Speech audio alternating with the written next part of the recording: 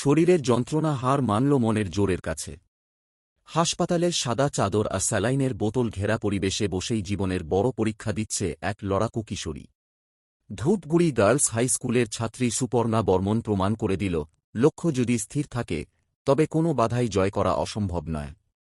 ধূপগুড়ি ভিনটিয়া এলাকার বাসিন্দা সুপর্ণার মাধ্যমিক পরীক্ষার কেন্দ্র ছিল ধূপগুড়ি হাই স্কুলে। প্রথম দিনের পরীক্ষা সে স্বাভাবিকভাবেই দিয়েছিল, কিন্তু দ্বিতীয় পরীক্ষার ঠিক আগেই হঠাৎ অসুস্থ হয়ে পড়ে সে। যন্ত্রণায় কাতর সুপর্ণাকে দ্রুত ধূপগুড়ি মহকুমা হাসপাতালে ভর্তি করা হয়। পরিবারের চোখে যখন দুশ্চিন্তার মেঘ, সুপর্ণা তখনও অনড়, সে পরীক্ষা দেবেই। ছাত্রীর এই অদম্য জেদকে সম্মান জানিয়ে দ্রুত এগিয়ে আসে ধূপগুড়ি বিদ্যালয় কর্তৃপক্ষ, প্রশাসন ও স্বাস্থ্য দপ্তর। কড়া নিরাপত্তার বলয়ে হাসপাতালের কেবিনেই পরীক্ষা দেয় সুপর্ণা।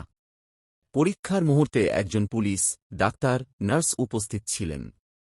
দ্বিতীয় দিনের পরীক্ষায় হাসপাতালের বেডে শুয়েই উত্তরপত্র লিখল সুপর্ণা। প্রশাসনের সহযোগিতা এবং সুপর্ণার সাহসিকতা দেখে আপ্লুত চিকিৎসকাও। হাসপাতালের ওয়ার্ডে যেখানে নিস্তব্ধতা থাকে, সেখানে আজ এক কিশোরীর ভবিষ্যৎ গড়ার স্বপ্ন ডানা মেলছে। সুপর্ণার এই লড়াই কেবল একটি পরীক্ষা নয়, এটি হার না মানা জীবনযুদ্ধের এক অনন্য নিদর্শন। আজকে কি পরীক্ষা হলো? আচ্ছা, কি কারণে হসপিটালের মধ্যে এসে পরীক্ষা দিচ্ছ? জ্বর। কবে থেকে জ্বর? কালকে। কালকে থেকে। কালকেই আর হাসপাতালে ভর্তি হয়েছো? আচ্ছা, মানে পরীক্ষা আজকে এখানে দিলে কে কে ছিল, কে কে এখানে পরীক্ষার সময়? ছিল। আচ্ছা, আর প্রশাসনের আধিকারিকরা ছিল? ছিল সবাই। তোমার নাম? সুপর্ণা বর্মন। কেমন হয়েছে পরীক্ষা, কেমন হয়েছে? ভালো। বাড়ি কোথায়?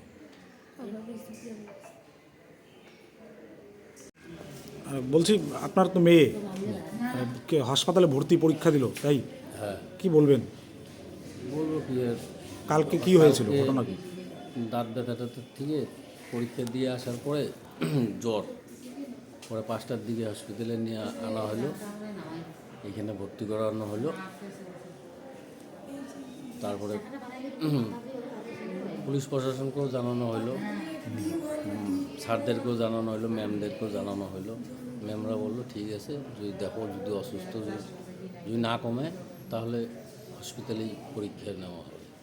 যে হাসপাতালে যখন পরীক্ষা দিল তখন কে কে ছিল এখানে? স্কুলের টিচার ছিল, আচ্ছা, প্রশাসনের লোক ছিল, ডাক্তার, নার্স ছিল? ডাক্তার, নার্স সবাই ছিল। আমরা সবাই ভালোভাবে সহযোগিতা করছে। আপনার নাম?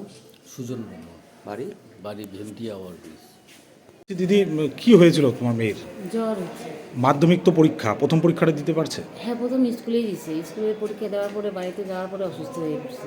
কি অসুস্থতা দেখা দিচ্ছে? মানে দাঁতে ব্যথার থেকে প্রচণ্ড জ্বর হয়েছে।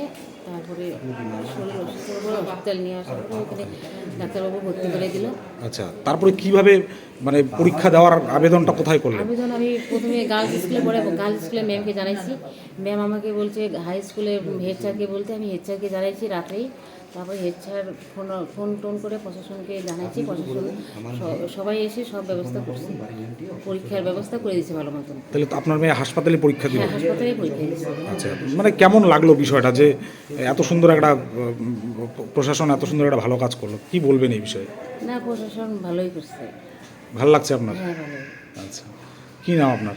আমার নাম সুমিতা রায় বর্মন।